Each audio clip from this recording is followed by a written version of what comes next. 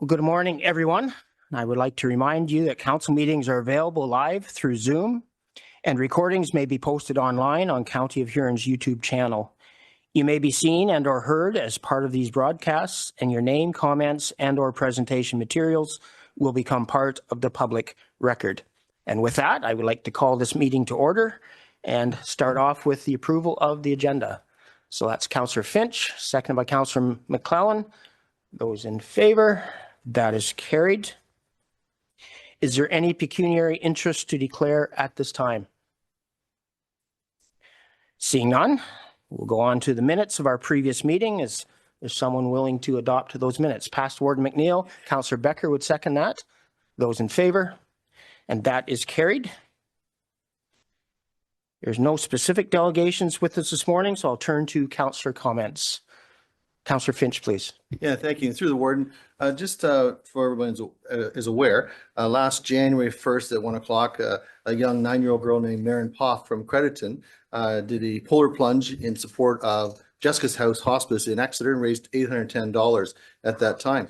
So she's challenged myself to join her again this year, but she also extended that challenge and opportunity for everyone on county council. And I would hate for anyone to miss that. So we will all be joining her, if you're willing, at the pier in Grand Bend on January 1st at 1 p.m. I'm sure if you're not able to make it, she would take a monetary donation perhaps, and I will forward the letter that she sent me on to our clerk, of course, so she can pass it on to you. And I look forward to maybe Susan and maybe our CEO could join us as well. But again, if you're not able to, I totally understand. And I'm sure Maren would not be upset if there was a monetary donation perhaps made in her name through Jessica's house, but I'll leave it with you. Thank you for that, Councillor Finch. Everybody's already checking your calendars. So, anything else under councillor comments? Councillor Anderson, please. Thank you, Warden.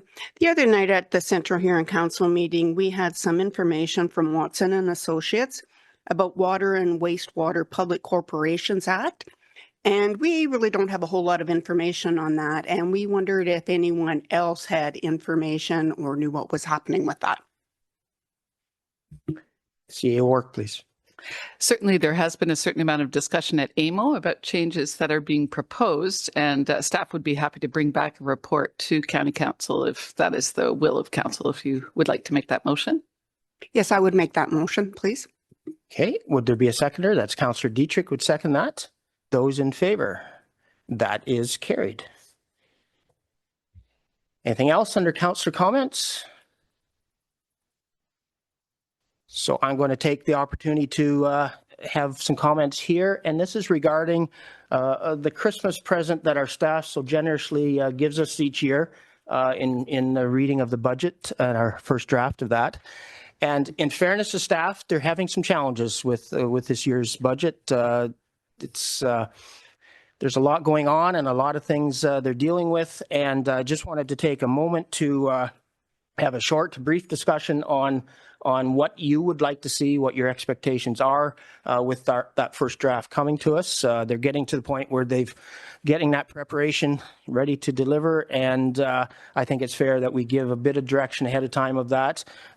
And just remind you also that throughout the year we've been focusing on those items that are mandatory and discretionary, and there was some intention in that to prepare us for this budget season.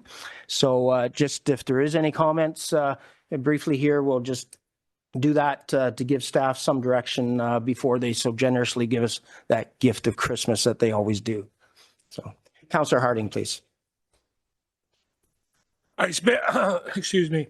I spend too much time listening to the news, but one thing I have noted so far this fall here, that budgets everywhere seem to be early, and what we're hearing, a lot of these are 2% and 3% increases.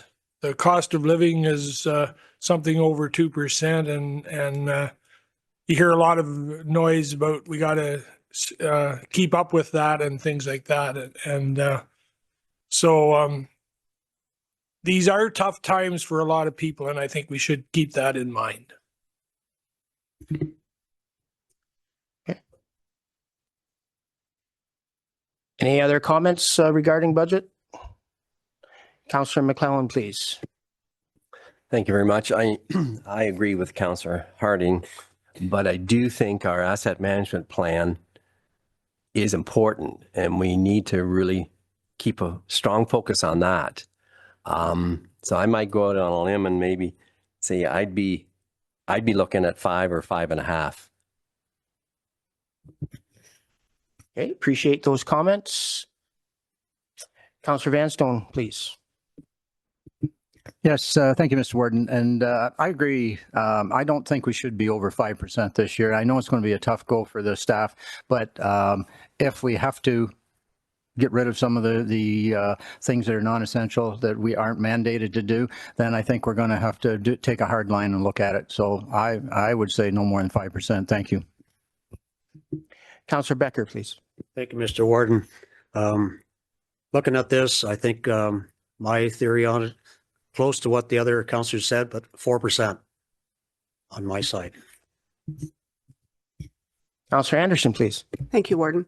I agree with everything that's said, and I would like to see something between 4 and 5. Right. Any other comments? Councillor Dietrich, please. Thank you, Mr. Warden. I'm kind of in that range of the 5 to 6 in that area.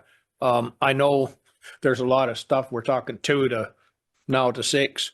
It's got to be, I understand staff, but we have to look after our constituents also. So I'm looking at the 5 also. Thank you. Any others? Councillor Klopp, please. Yeah, I think I echo those comments also. The with regards to the issue of our asset management plan, there are things, capital is one thing. Those are long-term costs. Operating. You've heard me talk about, I think others have also talked about it. Our operating costs is what kills you on any business. And we've been increasing that operating cost. And that's, I think, where we have to start looking at. Echo the words. We've done a lot of things that are nice to have, but over the years it starts to add up. And at the end of the day, as we had that report in, when we sat with our treasurer in Holmesville, 30% increase in taxes if we don't stop this curve in 3 years. I don't care who anybody says, that doesn't work at all for even the richest people in Blue Water, and let alone in Howick. So we've got to look at starting at 5 or what, and then, but I suggest, there's capital and then there's operating, and hopefully staff can figure it out. And we have to when we'll be making tough decisions at the end of the day, but it's time. Okay. Last round, Councillor Heffer. I know we have to look at the discretionary things, but I'd like to see 5 in that area. Thank you. Councillor Basnet, please. Yeah, better chime in here. I don't want to see anything more than 4, if possible. I know it's going to be tough, but if everyone's throwing numbers out there, 4% is where I'm at. Councillor Finch, please. I think that we have an account, to the warden, we have a responsibility to get this budget approved. I think at 5% would give the flexibility to the staff to get it done.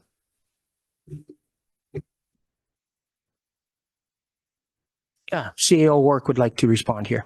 Okay, so through you, Mr. Warden, to County Council, where things are at right now is over the next week or so, Mike and I would be doing the finishing touches on the budget. And right now we're looking at in excess of 10%.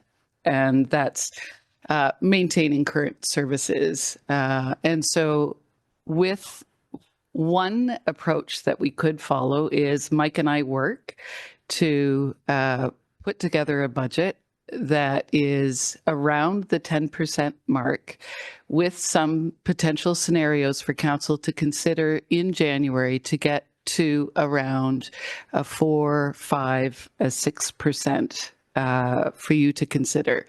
The reason why I'm concerned about staff coming up with 4, 5, and 6% budget for you is that also results in service cuts, and that really is a council decision. It should be coming from council as opposed to coming from staff. So if that is acceptable to you, Mike and I would work over the next couple of weeks to come up with something that is around 10%, perhaps a little under 10%. And then further to that, we will work on some scenarios for getting to 4, 5, 6, but ultimately looking to county council for direction on where they want the service cuts to occur. Okay? Is that? Thank you for that, Megan. I appreciate that. And I thought it was an opportunity to get ahead of the budget, to get the thoughts out there, and it gives us that opportunity to start the process. It's going to be a tougher budget. And I think we need to be aware of that. And I think it's only fair that staff has a bit of an idea where we're going. And as Megan has explained, that's just not an easy process, but this is how it starts. So hopefully that gives what we need.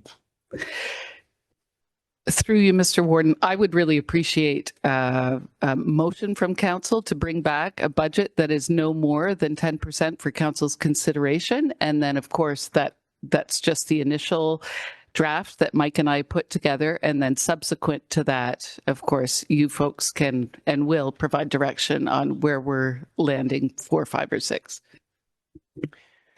Councillor Klopp, please. With all due respect, I don't think we need a motion. We pay the CEO. His job is to run it like a corporation. That's why we call it a corporation, to run it like a business. It's our job to put the empathy into it, the treasurers and the staff.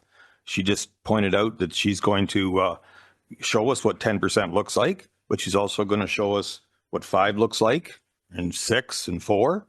And then us as councillors, when we made those comments, there'll be hard decisions to make. So I don't think there needs to be a motion at all. She gave it what she's going to do for the job description, and I'm quite happy with that. Okay, other comments?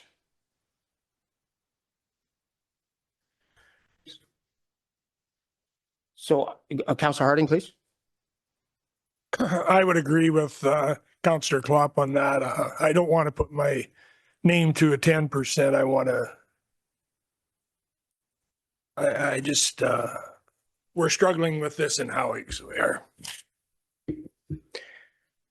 All right, I'm going to just step out here and suggest that if we do put a motion forward with 10%, it certainly gives that direction to staff to carry forward. So just keep that in mind. Without that clear direction, they're doing their best guesses to read our minds, and I don't think that's fair to staff to be doing that either.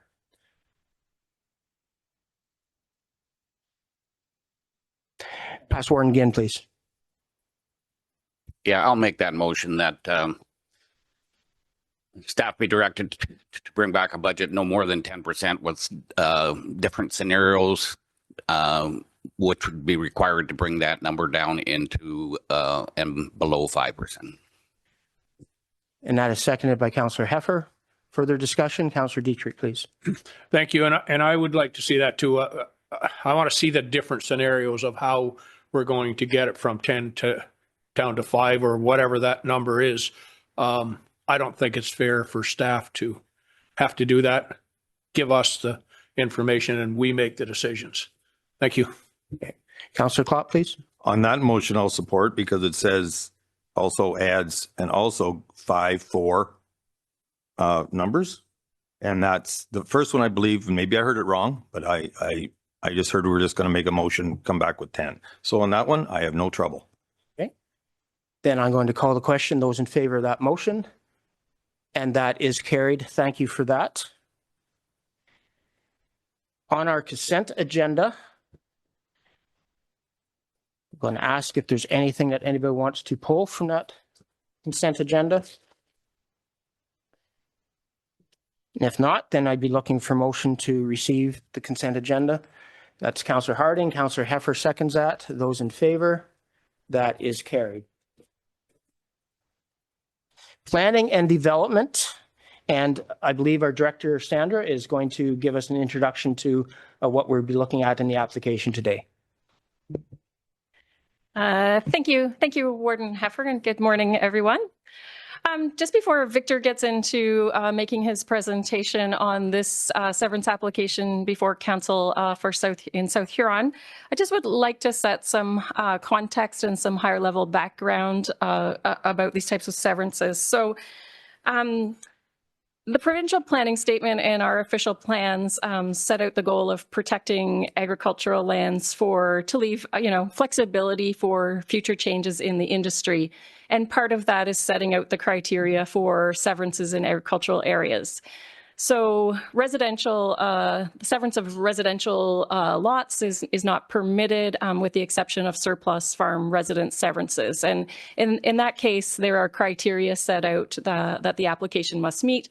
And that includes the farmer owning a farm with a house on it and severing off the second farm with the house on it as surplus. And in the application that Victor is going to present, that's the issue before council. The applicant does not own another farm with a house on it, but wishes to sever off the house on the current farm that they own. So the Huron County Federation of Agriculture does have concerns about these types of applications that they've expressed, and Victor will go into the details of that. Just for council's information, like there are no precedents set when council is making planning decisions on planning applications. However, when there are approval given to these types of applications, council can expect to see more of these types of applications being submitted, and the applicants, expecting a similar decision. So, in fact, we do have a similar application coming forward for county council next month as well. So, I just wanted to set that higher level context for council's consideration. And through you, Warden, I would turn it over to Victor to give the details of this particular application in front of council. Thank you, Sandra. And Victor, go ahead. Thank you. And I'll just wait for that slide to load. So I'm Victor Cluza, Senior Planner with the county. This application is at 70610 Babylon Line in South Huron. And I'll just share, this is a location map. So those of you who aren't on Babylon Line all that often, it's kind of halfway between Exeter and Grand Bend in Stephen. And this is an air photo of the subject property outlined in orange. And so the severed parcel is 1.9 hectares. The retained parcel would be 39 hectares. And the lands are designated agriculture and zone general agriculture, AG1. And for those of you who have seen a number of surplus severances in your day, this does look a lot like a standard surplus severance. But like Sandra identified, the issue is that there isn't a second qualifying farm. And this is the applicant's proposed severance sketch. Part of the reason for scalloping the corners is to avoid the tile drains on the property and avoid any issues for that retained farm parcel. This is the subject property, so you can see the farmhouse and the building cluster at the rear. This file did go to the municipality of South Huron. Staff had suggested conditions that should be incorporated into the conditions of approval if the application is approved. Council at South Huron did ultimately recommend the application for approval subject to the conditions that I've attached to my planning report. We've also received a letter from the Huron County Federation of Agriculture on the file. In their letter, which was attached to the agenda package, they outlined the importance to the Federation of planning policies to protect our prime agricultural areas and their concerns over the long term about residential lots in the prime agricultural area, increasing land use conflicts with the agricultural businesses and operations. And they do identify that they know that the application does not meet the policies for surplus severance. And that they have some concerns about that residential lot and its proximity to active agricultural operations. As Sandra identified, the provincial planning statement prohibits creating new residential lots in the prime agricultural area unless it is a residence that's surplus to a farming operation because of farm consolidation. As she identified, there's no farm consolidation happening here. This is the only qualifying farm that the applicants own. And so this doesn't meet that fundamental test, and there's no other complying way to prove a severance in the prime ag area. And the reason for this, again, is to protect our prime our agricultural uses from potentially incompatible land uses. And this is something that can happen over a number of years. It might not be that first owner, as we've talked about around this chamber. And this policy is included in the Huron County Official Plan and the South Huron Official Plan, as I ran through in my report in more detail. And so as identified in the planning report, this application is not consistent with the provincial planning statement. It does not conform to the Huron County official plan and the South Huron official plan, and doesn't meet the requirements of section 5124 of the Planning Act. And so I am recommending that the application be denied. And I'm happy to answer any questions. Thank you, Victor. Start with questions. Councillor McClellan. Thank you, Mr. Warden. It's more a comment. I've always given a lot of weight to the local municipality's decision, since it is in their municipality, that they may understand the area better. But I remember it was 2 or 3 years ago, staff brought back a report, and it was something like there was 9,000 lots in Huron County that could be turned into residential lots, and a lot of those were actually in agricultural areas. And County Council was surprised at that, and at the time said, "Cheapers, we don't want all of that to become housing because it was going to start breaking up some of our farm properties and that." So when you have one that doesn't meet the rules, and there's 9,000 out there that could meet the rules, it's really hard to say yes, that let's just turn a blind eye and go ahead and do this one. Thank you. Councillor Finch, please. Yeah, thank you. Through the warden. We've approved similar severances in the past here at the county level, and this is no different. And as mentioned in the report, there's a technicality that this is not consistent with policy, but the reality is that the buildings will be standing for decades regardless, and is an established fabric of South Huron. Any new agricultural facilities will have to abide by the setback rules currently in place, regardless if the Morlocks or anyone else owns that property. South Huron was in full support of the applicants. I would ask County Council to support the Morlocks as well. Like I said, this does not change the fabric of our landscape. If there were no buildings and the applicant wanted to build a new house on open land, then I would not be in favor, because in my view, that'd be a completely different scenario at which I would be opposed. But I want to acknowledge the Huron County Federation of Agriculture for providing a letter, and I do respect their opinion. However, I have to look at the entire request and find a place to land in the decision-making process that is reasonable. And I'm always reminded that we enforce the spirit of the policy and not the letter of the policy. Otherwise, this would not come before us in the first place. So respectfully, I would ask County Council to support South Huron's position. Councillor Klopp, please. I'm making the assumption that we may have the owners speak for, okay, right now it's the questions here. I may reserve, but there is one about severances.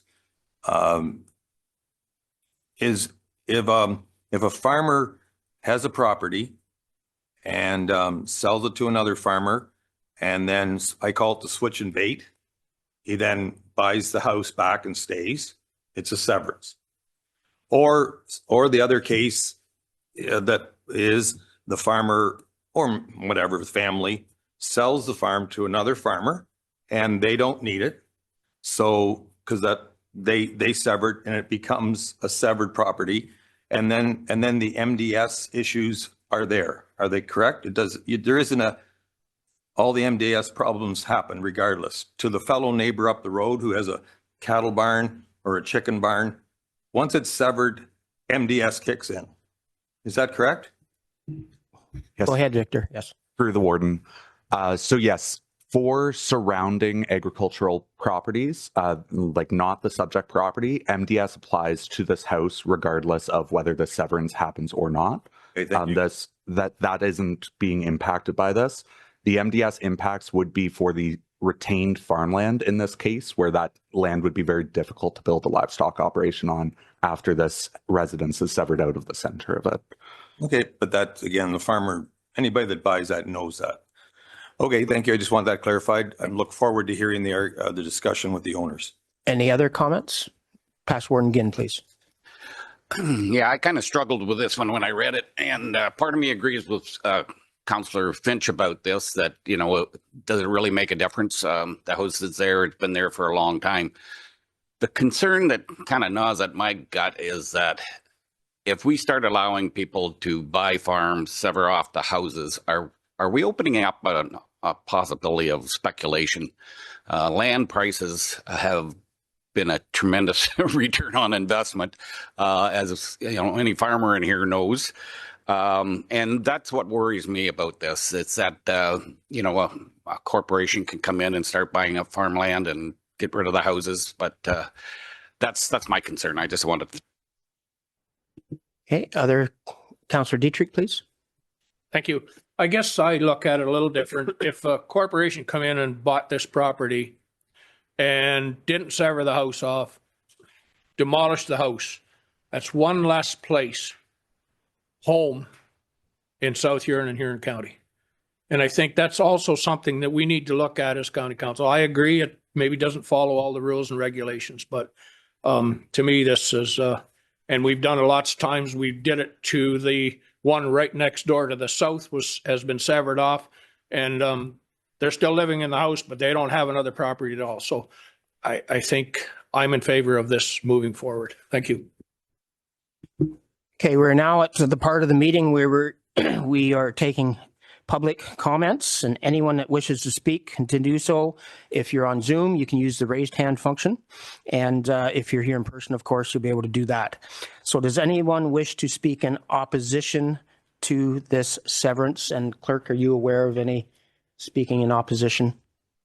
I see no one that wishes to speak in opposition of this application. Is there anyone wishing to speak in favor of this application? Again, Clerk Susan, are you aware of any? I see no one that's interested in speaking in favor of this application. We do have the applicants with us this morning, so I'd welcome Jim and Nancy Morlock. I do believe that you are wishing to speak to the application. So come on up and join us.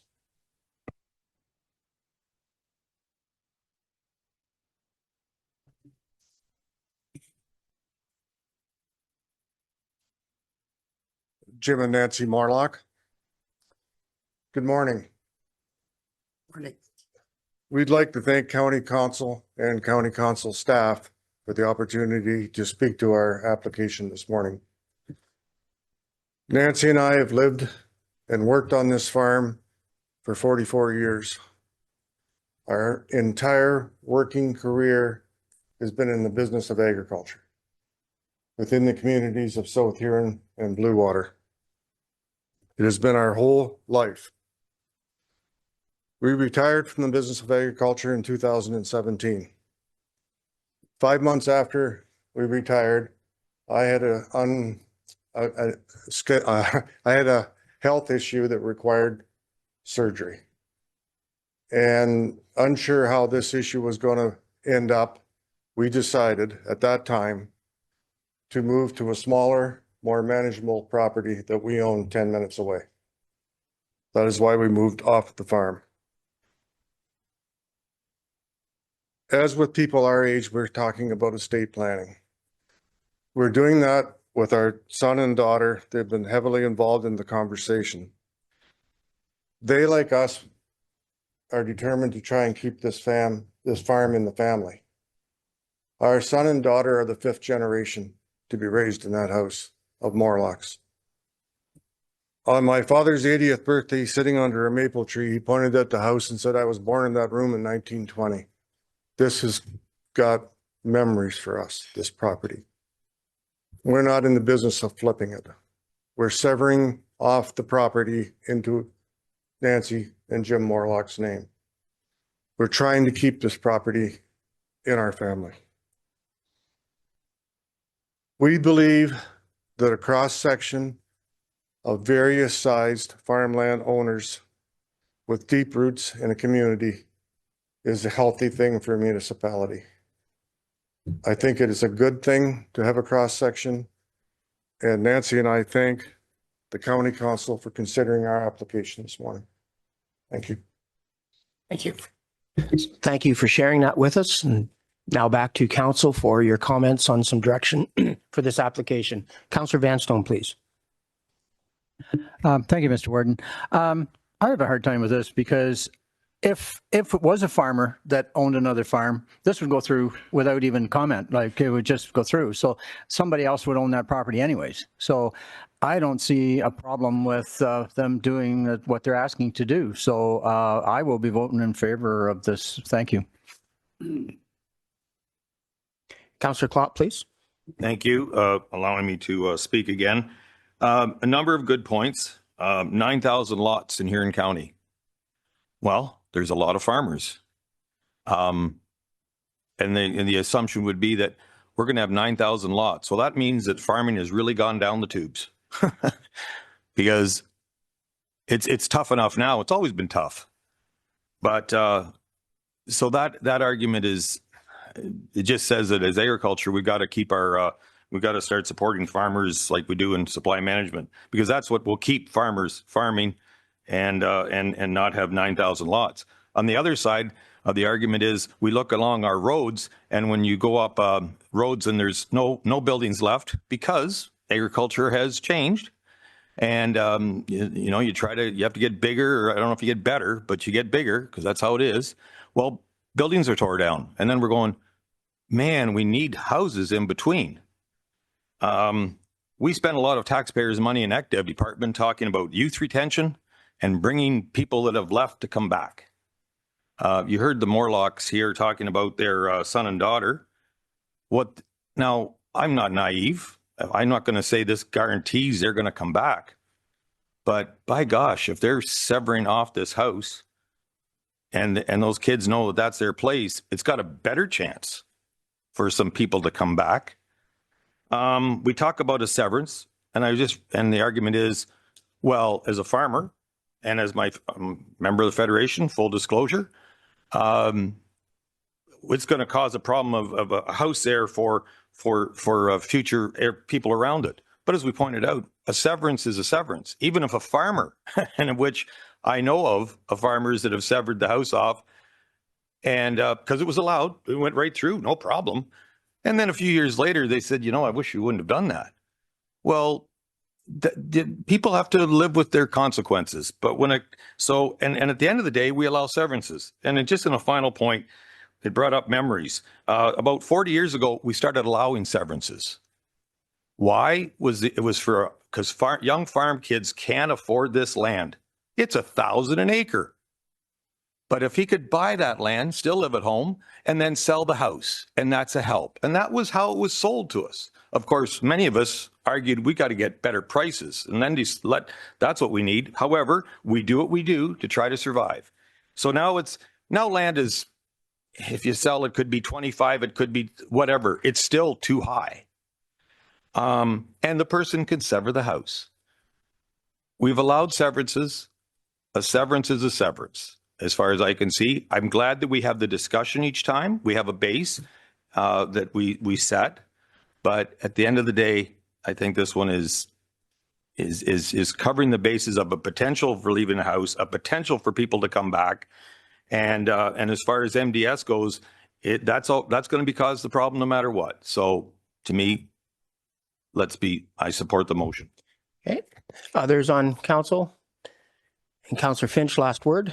Thank you. And through the warden, I think what we just had demonstrated to us here today is honest people, honest farmers who are built this part of the county in South Huron through their family name, the Morlock name, very well respected family, very genuine, talking about fifth generation.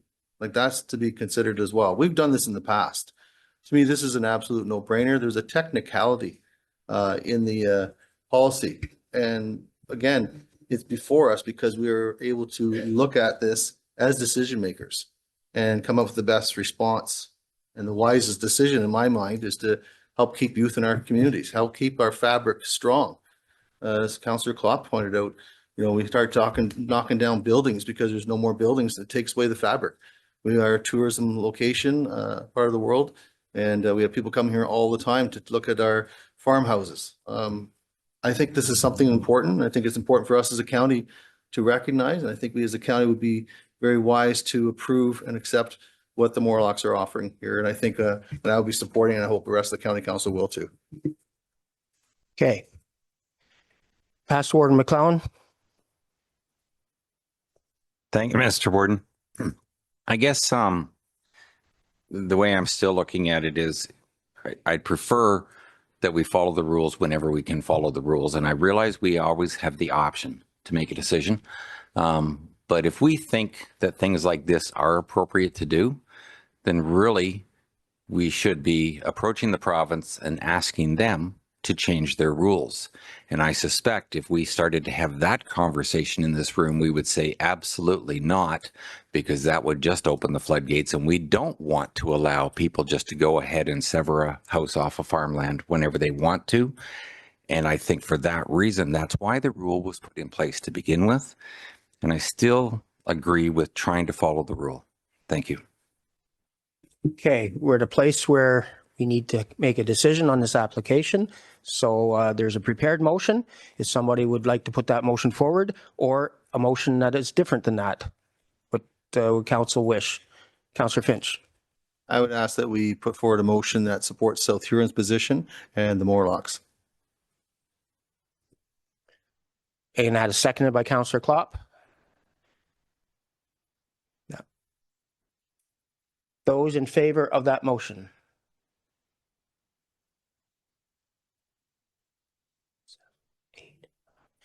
That motion does carry. All right. Thank you, Victor. I do believe there's a follow-up motion that you would have prepared for us.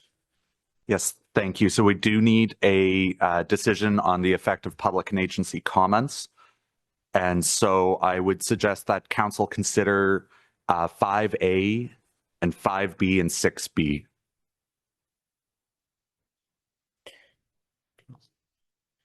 Okay. Councillor Finch would make that, seconded by Past Warden McNeil. Those in favor? That is carried. Thank you for that, Victor. Thank you. Rooted in Resilience, our climate action strategy, and Derry is here to join us this morning. Welcome, Derry. Good morning, Council. It is lovely to see you all again. As my report noted, I did present the draft Rooted in Resilience, Huron's Climate Action Strategy at County Council Day 2 in November, where we were able to hear comments from Council. As my report for this meeting stated, we have incorporated those comments by adding in geothermal considerations for education and exploring those opportunities, as well as there was an action that talked about energy storage and exploring that, which goes really well with the staff report that was requested at our last meeting. As well as you would have noticed, there were some graphics and formatting changes added to the final plan to help with public understanding, as well as just ease of reading through the document for the community. At this point, I did have 3 recommended motions to receive the report, to approve Rooted in Resilience, and to allow staff to post it on the County of Huron website. At this time, I'm happy to take any questions or comments. Thank you. Councillor Noel, please. Thank you, Mr. Warden. I just want to say thank you to you for all of the work you've done on this. It's an absolutely incredible initiative. And after the comments have all been received, I'd be happy to make the motion that's suggested. Thank you. Okay. Any further comments, Councillor Finch? So the motion is put forward. The motion is seconded. Past Warden McClellan, please. Thank you, Mr. Warden. When I made the request at the last council meeting, and I read through this whole report, but I didn't really get, I didn't feel the answer I was looking for, as in advice on what the benefits, the pros, the cons are of allowing things like battery storage and spots that would be good, spots that would not be good. I was looking for a more in-depth thing because a number of municipalities in the county have been asked to do it, and it's been a real wasp nest trying to figure out, is this good for us? Is this not good for us? And in fact, if we did it, although it can bring in a lot of tax revenue, are we really serving the benefit for the people in the county? And I didn't really feel that we got that kind of an answer. It was more a generalized thing. So I think I can set your mind at ease, Past Warden McClellan. There is going to be a secondary report coming up that will be addressing that specifically. Okay, thank you. Any other comments? Those in favor of the motion as presented, and that is carried. Thank you, Derry.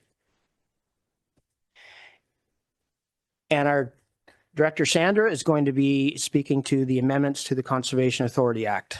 Go ahead, Sandra, when you're ready. Thank you, Warden Heffer.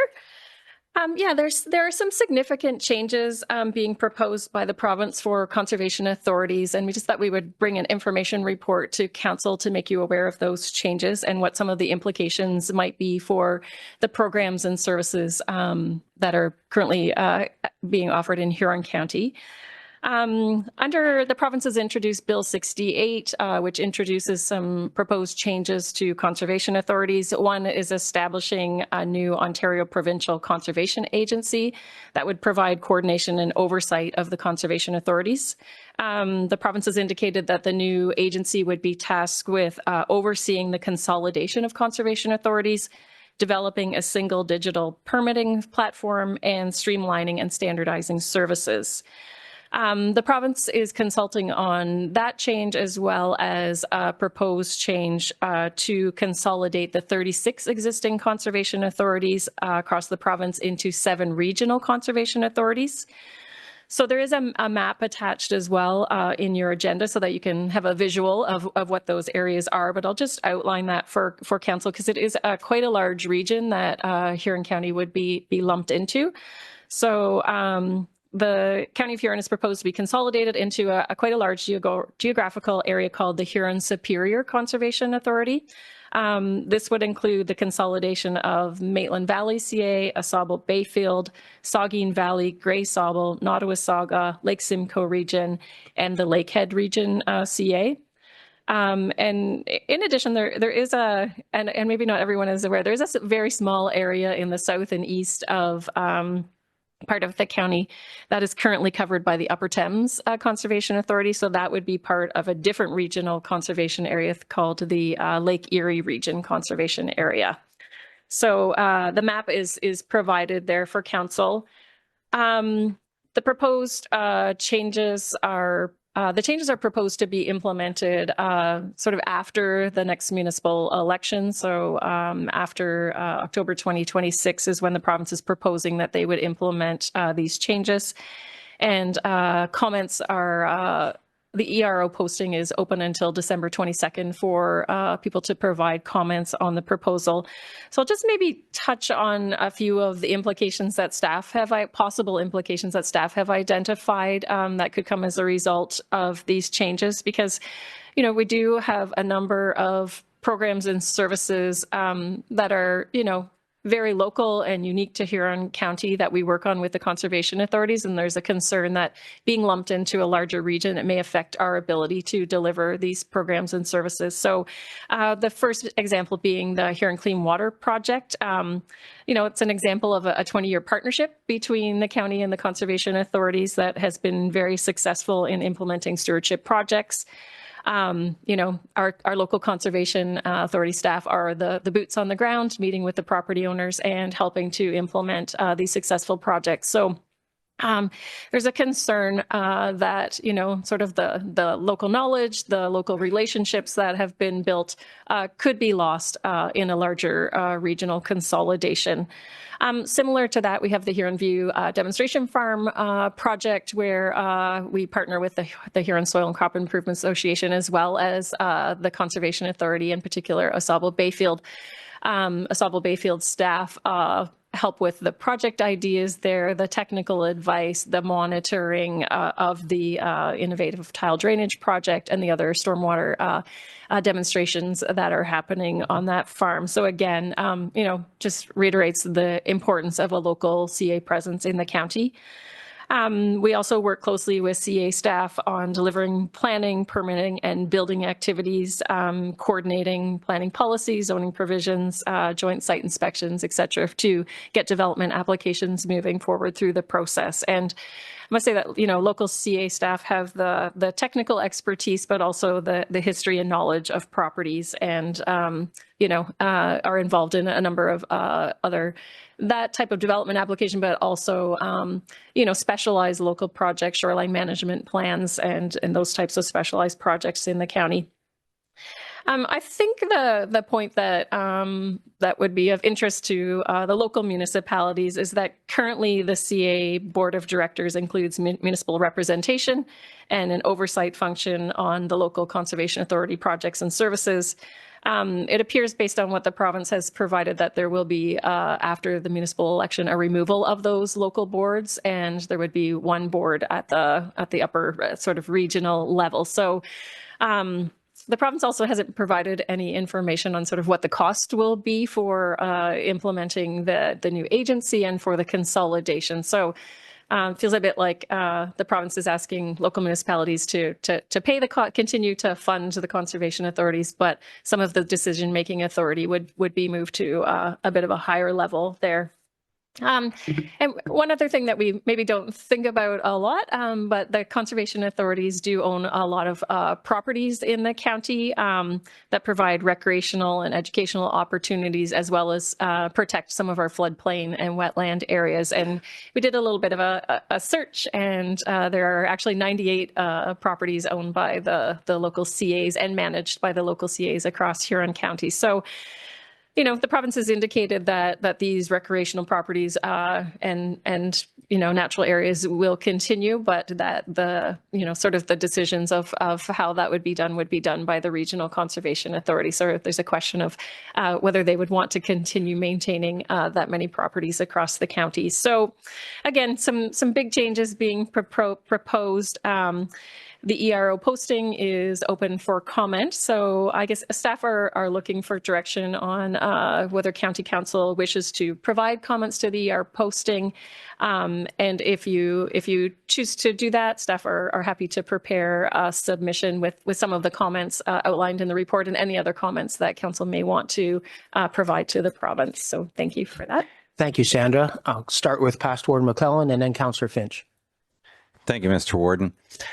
It's the way the province is going. They're trying to amalgamate all of the health units. They've amalgamated school boards. Now they're trying to do the conservation authorities.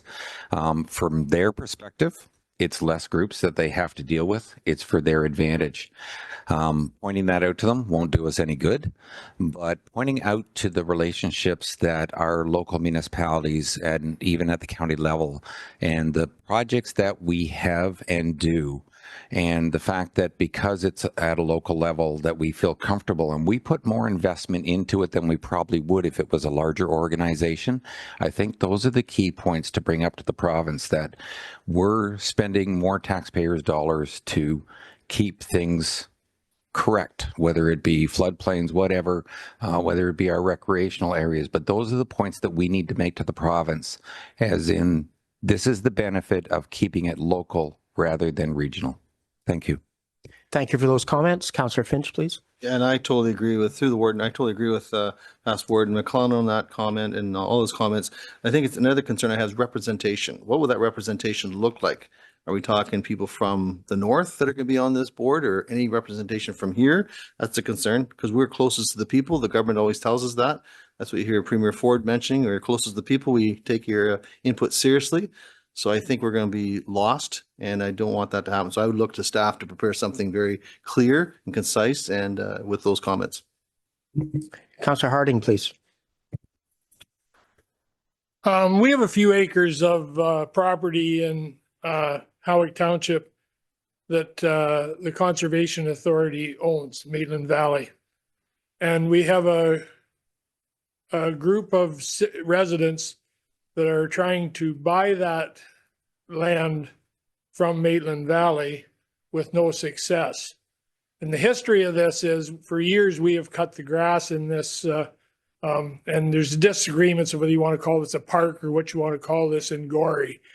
But we used to swim in the river there, and the dam went out a few years ago and we got that cleared up. But anyways, we're not having any luck buying this from the present Maitland Valley board. Do you think if this consolidation goes through, we'll have any better luck against a bigger organization? The residents are really upset about the way this park looks now since we've quit cutting the grass. They want to naturalize it, and it struggles because I think it's goldenrod that's growing there, and we have request for our weed inspector to look at these grounds and see what he thinks. And I guess I'm looking for some advice about what this group should do, because it's if any of yous had to get up in the morning and look out at this, I know yous would be upset, or at least your partners would be upset. So I'd just like yous to know what we're trying to accomplish here, and if anybody has any ideas of how we can get talking to the right people to buy this few acres. Well, if anybody has any ideas in the break, I'm sure they can share them with you, Councillor Harding. Tough calls. Councillor McClellan, please, and then Councillor Klopp. Yes, I was going to speak to the Harding. Councillor Harding said there is rules and regulations, the Conservation Act, that does not allow us just up and sell a piece of property without a procedure. So we could certainly talk about that in the future if you like. But yeah, some of the ERO discussion questions that were sent out, like how do you see as key factors to support a successful transition and outcome of regional conservation authority consultation? Like, I don't know how you answer that, because all the questions are all pointing one way. So they are, and I think, as Councillor McClellan said, we need to focus in on local, the partnerships we have, things like that. It has to be local. These questions are all just, pointed all one way. So thank you. Councillor Klopp. Yeah, don't want to be looking like I'm trying to be I don't know what you call a supporting a government policy. I'm just making an observation. I went to the round tables pre-COVID when the Ford government initially said we've got to look at the conservation authorities and that whole process. And at our round table, it was interesting. There's a few facts that came out, and of course, COVID hit, and then everything went south. But one of the observations that I've noticed over the years is that we talk about representation. Some CAs tell the reps from their local council they're not representing their council. They're now a conservation representative. It turns the tables a little bit. We had that discussion at our round table, and there was a couple CA reps there, and they were pros. They were giving their points, and they agreed that is a problem with some CAs. They don't do that. There was another issue around budget. If you disagree at the local council says, no, I think this budget's too high. Some CAs tell their rep, you have no choice. You're the rep for the Conservation Authority. You vote the way for the budget, not with your local council. There was a big discussion about that at our table. And again, one of the CA managers said, that is actually in the act. That is one thing that the local councillor has to do. If their local council votes no, they have to vote no. It doesn't matter what they think. And yet some CAs weren't doing that. I think this is where some of this, unfortunately though, this is where I get to the other side. Government has heard these arguments and concerns. Politicians actually do listen. And of course, so sometimes you have to be careful what you wish for. So I think just keep that in mind when we write that what about local representation? I can tell you that has happened. So I think if we write letters, we acknowledge that somewhere along the line, it got crossed a bit. And we have to, let's remind people that they're there representing. And in fact, that's why the province in 1945, when they started this, they realized we have to try to tell people conservation, but they dang well realized that local politicians will be involved, and they hope they would modify, because some things you don't need to be doing, and sometimes you have to represent the costs. With regards to properties, I just want to point out that at our council chamber, we brought up about, there's a lot of conservation land in the swamp, and they got trees on them. And why don't you sell some of those trees to help get money? And also, I know that they're planted too close, because I seen they did one farm, and that allowed the other trees to grow. And in fact, our counties followed that policy. I was told, and our council was told by the manager, we're not here to discuss our properties. And that was the end of the discussion. So let's just keep in mind, some of this has been brought on. The government has come up with this plan. I think it's a little over top, but just always, as we usually say when someone comes to you to argue a point, acknowledge that there maybe has been some faults, and let's strengthen it. I'll leave it at that. Councillor Van Stone and then Councillor Noel. Excuse me. Thank you, Mr. Warden. I honestly do believe we need to send a letter to the province and tell them that we do not want this amalgamation because it's very important for us. We live along the lakeshore between here and Amberley, and if there's somebody applies for a building permit, Maitland Valley has to say yes or no on it. So if this takes this and moves it, like right now it's about 6 days we get an answer, but it could be 6 months if we go to this great big conglomerate, and we're paying all but 2% of what it costs to run that. So I think we should have a lot of say in how it's operated. So I am in favor of a letter or whatever telling them that we do not want this to happen. So thank you very much, sir. Councillor Noel, please. Thank you, Mr. Warden. I do think that there are some merits to some of the plan. However, with respect to the consolidation specifically, it is a significant problem. Everything I've read from the provincial government says that they're basing it still on watersheds, but they've put Thunder Bay in our region. So I mean, I don't know what to say except baloney, right? That doesn't make any sense at all. Thunder Bay has no relationship to the watershed here. And for Thunder Bay themselves, can you imagine being that municipality and being told now you're a part of Southwestern Ontario's Conservation Authority? So that's nonsensical to me. I think it's another example of how we're losing local input. It's adding bureaucracy. The idea that this is somehow going to make development easier doesn't make any sense either. You're going to run into the same problem you run into anytime you call some big conglomerate. You're not going to talk to a real person. And when you don't talk to a real person, you're not going to get anything done. So it's going to be harder for developers to develop, which is the opposite of what the province wants to achieve. We're going to lose rural input. It's just another example of how our rural voice is going to be lost if we proceed with this.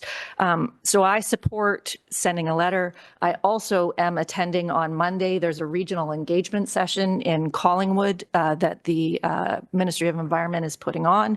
I'll be there voicing the town of Goderich's opposition to this. I'm happy to also relay the county's voice if that's appropriate. And those are my comments. Thank you. Thank you for those comments. Councillor Dietrich, please. Thank you. I guess my problems, we have a lot of local programs here, and my concern is the loss of those programs. When you look around Huron County, every time you go somewhere, there's something has been happening through the conservation or through our programs here. So I guess my concern is losing that altogether. Thank you. Okay. I'm not seeing any more hands, so I think it's time to give some direction for staff here. And I'm going to suggest receiving the information that Sandra has shared and also giving direction for staff to put comments forward. I noticed Sandra was writing through as each of you were speaking, so she's been taking notes. Is that an appropriate motion? So that's past Warden McClellan, and Councillor Finch would second that. Those in favor? That is carried. Thank you, Sandra. We're moving on to cultural services, and Beth is joining us by Zoom for the Public Libraries Partnership follow-up. And Beth, go ahead when you're ready. Thank you, through you, Mr. Warden. The first report is a follow-up from the service level review regarding what potential partnership options with this local school board would look like, specifically with respect to sharing space and collections, and I'm happy to respond to any questions that councillors may have. Okay, was there any specific questions for Beth on this? And if not, there is a motion to accept the report as presented for information. So Councillor Noel, Councillor Anderson seconds that. Those in favor? That is carried. And Beth, on the library technology follow-up, go ahead. Thank you. Through you, Mr. Warden. Just a bit of additional commentary to add to this report here. I can appreciate the request for this information to come forward when all of the direct and indirect costs were combined for the technology budget. So I thought it was important to break down what the actual direct costs for technology within the library does include.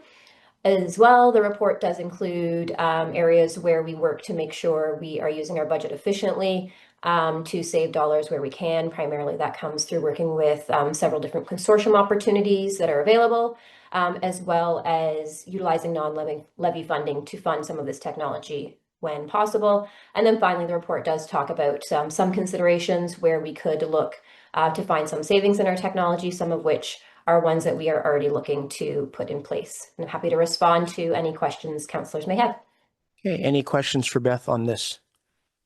Not seeing any questions, Beth. So again, I'd be looking for a motion to accept this report. So it's Councillor Basnet, Councillor Goderich seconding that.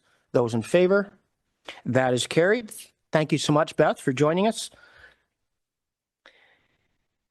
And we're looking at the appointment to the Huron County Accessibility Advisory Committee, and our clerk Susan is going to speak to this. I don't have any comments. We had resignation. We went through the recruitment process, and we're submitting a name for your consideration, which would be ratified by bylaw at the next meeting. Okay, so the motion is in our package. Past Warden Ginn would put that motion forward. Councillor Becker is seconding that.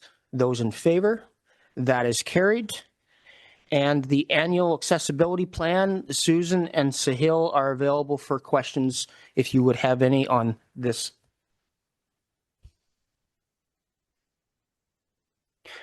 And if there's no questions, then I'd be looking for a motion to receive the report and approve the plan, and that it be posted on our website.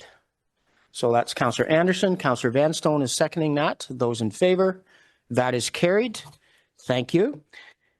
And strategic priorities, CAO Megan Work is available for questions if you would have any on that.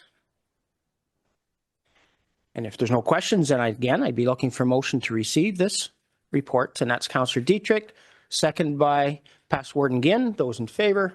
That is carried. There's several items in correspondence there, and I'm going to ask if there's any specific items that you would like to pull and speak to. Councillor Finch, go ahead. Yes, thank you, through the Warden. 14.1 and 14.4. Regards to 14.1, South Huron passed a resolution in support of this, but in addition, we added not just for healthcare workers, for education workers, EAs, lifeguards as well, for making them a priority, because that is about serving the public and saving lives. So let's deal with them individually. If we can do that. So 14.1, is there a seconder for that? That's Councillor Becker. Those in favor of that? And that is carried. Now 14.4, Councillor Finch. Thank you. Just want to make sure council is aware. There's a meeting come up December 9th at the Avon-Maitland District School Board. So I will be attending that as well. I've attended other ones.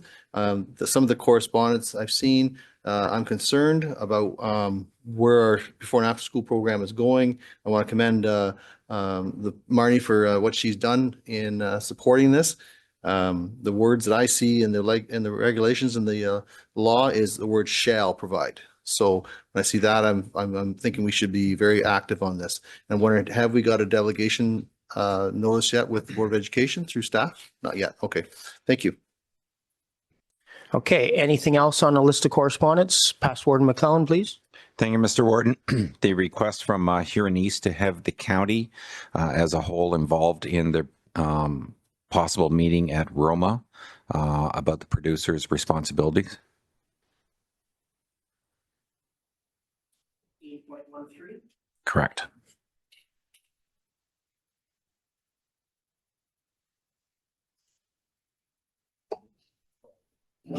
Or by McClellan, right in second.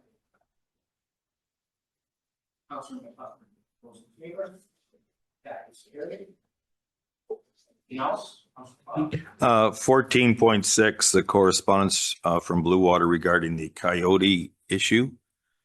Sandra and a number of you have brought it up too, but we had a delegation at our council meeting. We appreciate the work that because this is administrated through the county, but we feel that this issue is getting a lot out of hand, and we have some recommendations that we're going to actually bring forward at Roma.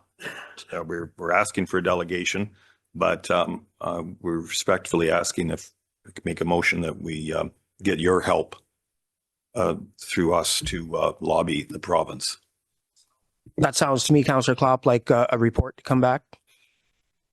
Yes, I guess if that's how it's spelled, I'll look to the Yeah. CAO and to And Councillor Becker would second that. Those in favor? And that is carried.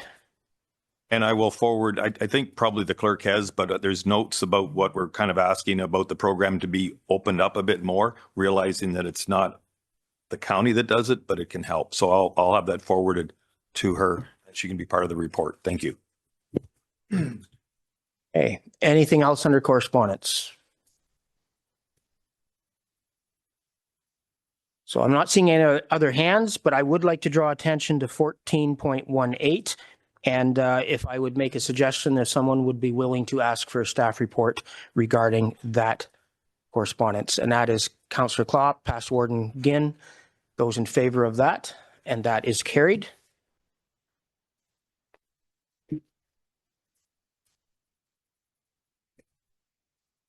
So now we'd be looking for a motion to accept the correspondence that is not specifically dealt with for information. Councillor Dietrich, Past Warden Ginn, those in favor, that is carried. Under new and unfinished business, and just as Barb is getting ready for this, I just want to make a comment that given the fact that we are at the stage where we are looking at lease agreements, it means that we have occupancy at Gibbon Street. And I would like to commend staff for all their work in bringing this scale of a project from a concept to occupancy. And I think it's duly noted that we just show our appreciation to staff for that. And that all happened in what I would say is a relatively short period of time for that scale of a project. So kudos to staff, work well done, and we do appreciate the work you've put into this. So with that, Barb, go ahead. Thank you very much, Warden. And I just want to say that it's through the work of our team. It's a first-rate team that have pulled these projects together over the last 4 years. So I'm very, very proud to work with this group. So thank you for the commendations for them, and I will definitely pass those along. And through you further to the report that's in front of you today regarding head lease agreements. Just for some context with this, one of the main purposes of Gibbon Street was to provide 10 supportive units to individuals from our homelessness by name list.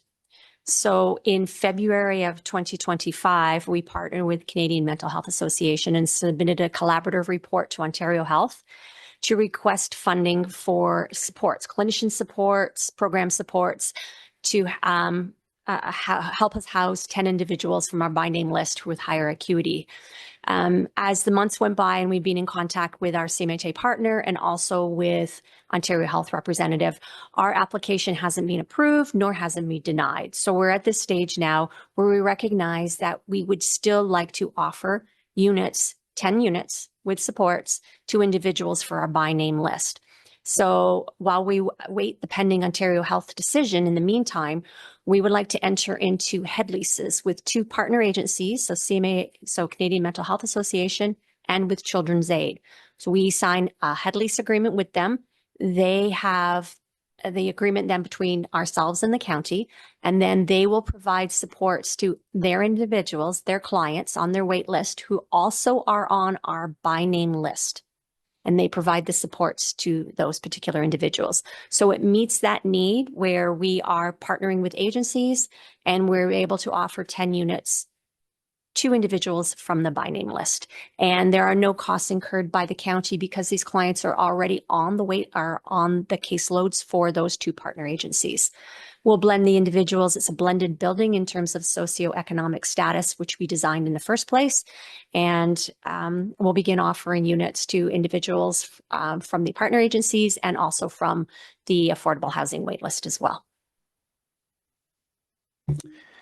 Past Warden McClellan, please. Thank you. Thank you, Mr. Ward. Thanks for that information. I'm not sure if it clarified or just confused me a little bit more. When I look through the lease agreement and I see that, and I don't think it listed how many apartments, and maybe these are the ones you're referring to, but they were, I think it was $5.99 or something like that a month is what we were charging for rent, all utilities included.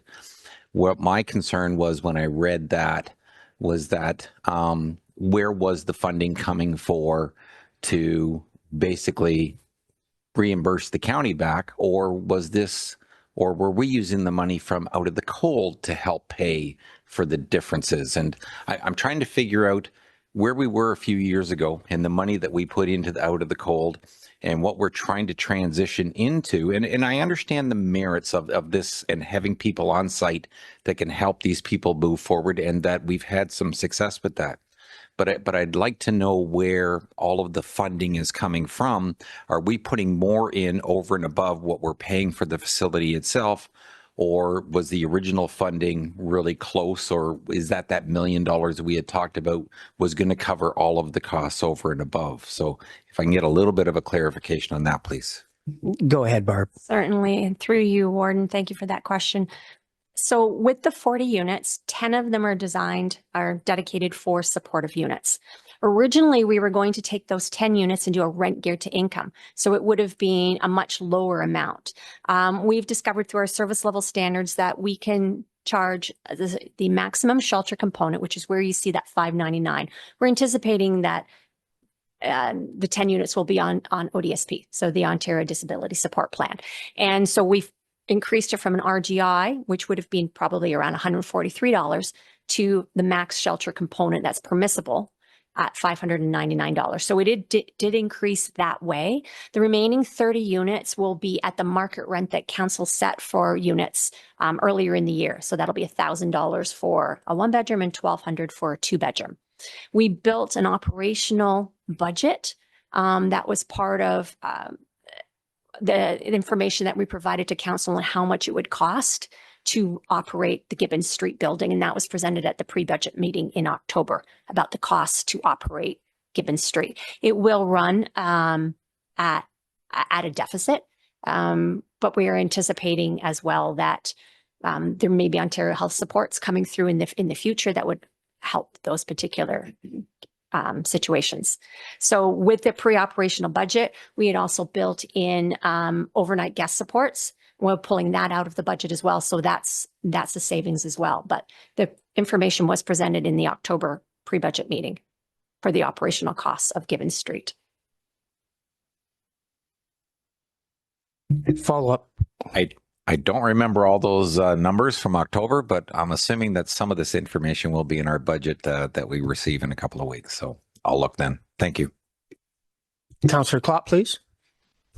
I don't know if it's the water over here or the air, but you're tying into some of the questions that it's more clarification. You refer back to October. I actually did some homework for a change and looked back. October 15th, we had a service agent addendum, and it talked about $310,000 for a homelessness program. And then there was an additional $448,734. And it refers back to Gibbons, and that's what got my head scratching. This refers to Gibbons, the 10, and thank you for that, explaining that. But back in October, that was the time that we voted for, it was asked for a 2-year program. We voted 1-year program, if that rings any bell. That was all part of that report. But it talked about Gibbons, and I guess I need clarification, because it's when it refers to Gibbons, I assume rooms. So this program talks about a lease agreement for the 10. Is this referring to the same 10? Or what? How many rooms are we talking about at Gibbons Street here? Barb, are you able to clarify that, please? I will certainly try. So thank you. I'm sorry, I'm just trying to think of the best way to explain this. So the 10 units that we're offering will be part of the operational budget that's submitted in the 2026 budget. So you'll see those numbers. They are in there, and it's built into that what the costs will be. Okay, so we're talking about the same 10, and it's about homeless people. And this is for the who's lease, what's the original head lease here? It's for the Children's Aid Society, is that right? So if I can clarify, so two lease agreements. This is opening up broadly that we can do it for any units as we enter into partner agencies. But for the sake of the discussion for Gibbon Street, it is Children's Aid Society for 2 units and Canadian Mental Health Association for 8 units. Approving this report won't have any change in the financial cost to the operational budget or the bridge housing program that's already in place. That's already been approved and put through council. Okay, and if I just for one more clarification, and it's helping me, thank you, and maybe the rest of council too. Back in October, that program was for homeless people to go through the system, and it will not affect that program. What we're doing here, how we still have the homeless program for that of this $710,000 or whatever. And through you, Warden, correct. We still require the bridge housing program. The numbers that we provided in the October report indicated how many individuals that were being helped by the bridge housing program. This is just part of the housing continuum and gives the opportunity for these 10 units to be used by individuals being supported through the bridge housing program. So it was made clear in the October budget or the October pre-budget meeting that the programs would have to run simultaneously. The bridge housing program is definitely still required from this, the significant number of individuals on our homelessness by name list.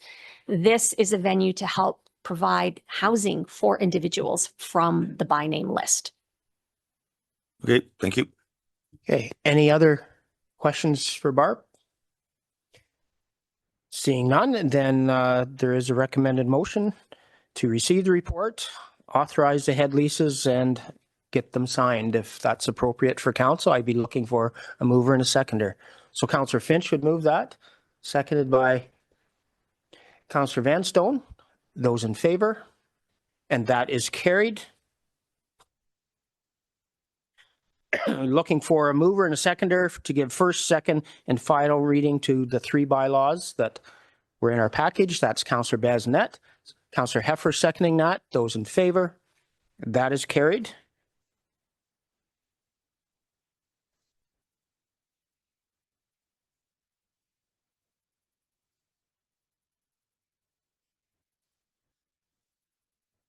Where are we? Okay. Got reading through too long of a motion there. So we are at a point where we're going to take a few minutes for a break, and then our clerk is going to gear us up for closed session. So I'm sure she would appreciate a motion that we would now leave open session of council and enter into close. Councillor Klopp would make that motion. Councillor Dietrich seconding that. Those in favor? That is carried. Let's take a short comfort break.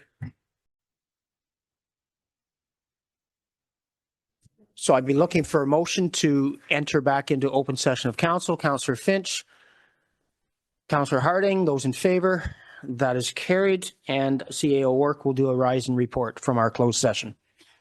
Thank you very much. Through you, Mr. Warden. The purpose of council going into closed session today were to review 3 issues. 1, the CAO performance review.